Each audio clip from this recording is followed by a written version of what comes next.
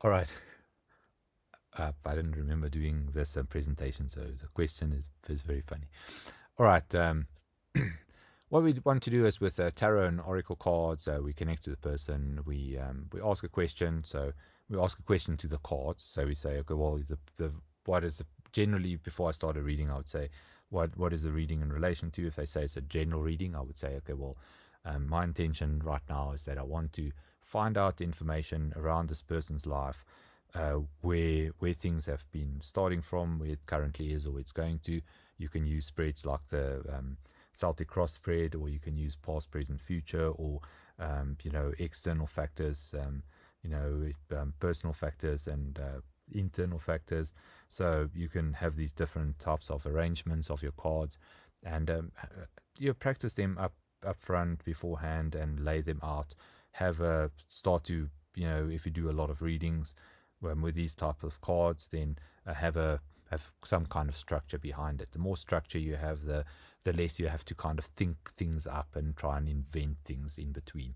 So it's great to have a methodology that you're working towards, and then set out your methodology. Get what the person wants from you, wants from the reading.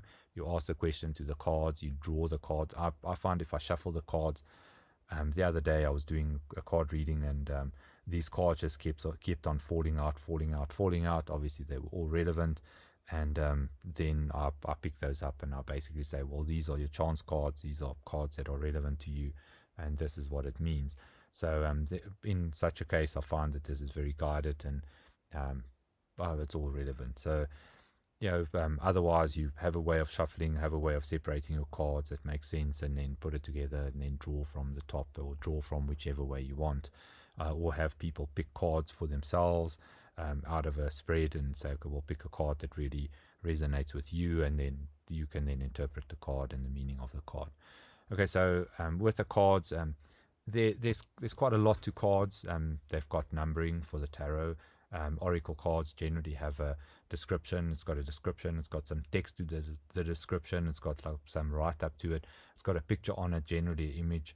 And then what you can do is you can use your intuition, take all those things in, and then you give the message based on what you feel to give in the moment. And that's based on the numbering, the suit of the cards, the type of card, the message on the card, the name of the card, the image on the card, and so on.